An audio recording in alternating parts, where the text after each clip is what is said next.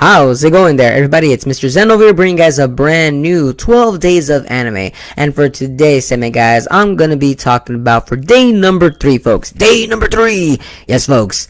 Day number 3 I'm gonna talk about is my favorite Korean manhwa, and that is Tower of God. Oh, yes, folks. In case you guys have not heard about this amazing manhwa, which I've been reviewing recently for the past couple of months, this manhwa is definitely one of the manhwas that is really top notch in Line Webtoon, or the website Line Webtoon, I should say.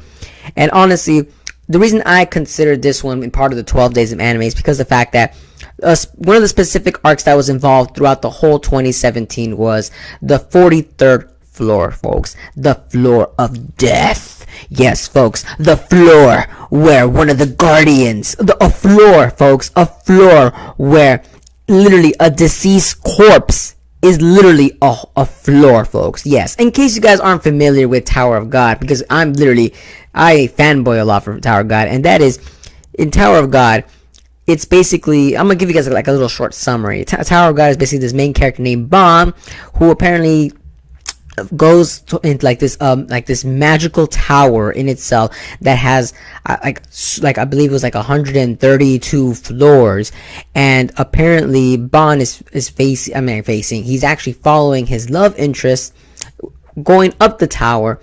But along the journey in itself, he finds friends, he finds foes, he finds enemies, and like the power abilities that he has to like learn to control. He's like basically this all important character that's super OP in this tower, that's able to crumble the system that's actually created within the tower, because there are rules within the tower, folks.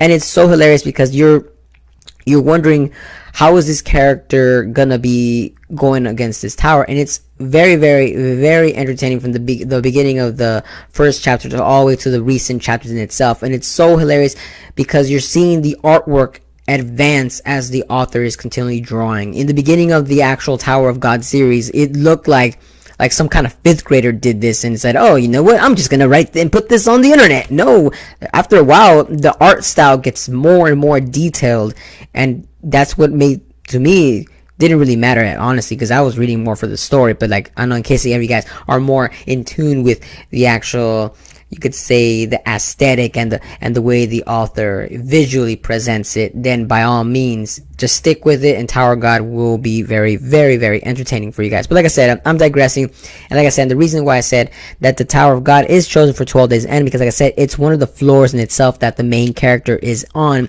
and that is the 43rd floor. And in case you guys aren't familiar too, the 43rd floor is actually a floor within the actual tower itself, where it is governed by no government or no king whatsoever. It's literally a floor uninhabited by no means whatsoever.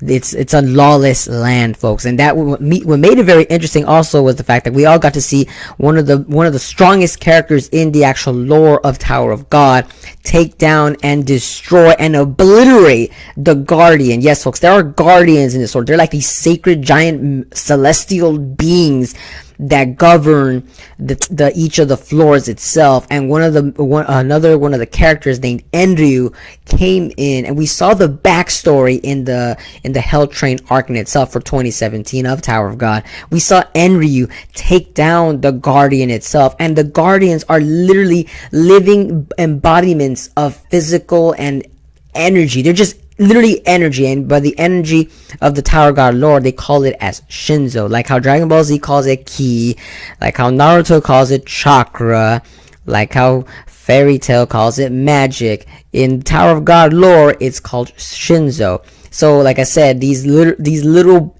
celestial guardians and like majestic animals, beings whatsoever, they're literally embodiments of Shinzo itself, folks. And that's what made it interesting, because you saw one of the characters in the backstory just take down this celestial being. You're like wondering, what the heck, this is intense. And he had an epic backstory. Like the way they introduced him, he was like a king coming in from the heavens. He brought down red arrows that brought down the government. It's like whoa, hold on. This is one of the top 3 strongest rankers. Yes, folks, they're called rankers as in terms of what position they are in the tower itself. Like I said, there's this whole systematic universe involved within the lore of Tower of God that to me made the 43rd floor very interesting, as we even got to see other high power rankers come in. Urek Mazino,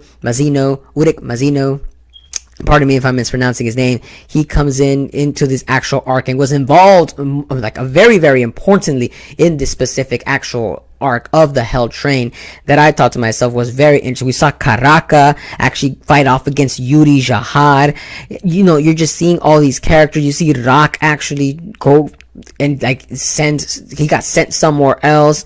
You know, like you see all these characters go through so much throughout the journeys of the Hell Train itself that I thought to myself, the Hell Train is definitely an arc that's worth mentioning, and I thought the 12 Days anime was worth to talk about because of the fact that I love the Tower of God series, and I like to thank my friends too for introducing me to this series, because this series is definitely underestimated, folks. If this was an anime, oh my god, this one would be would be on par with One Piece itself.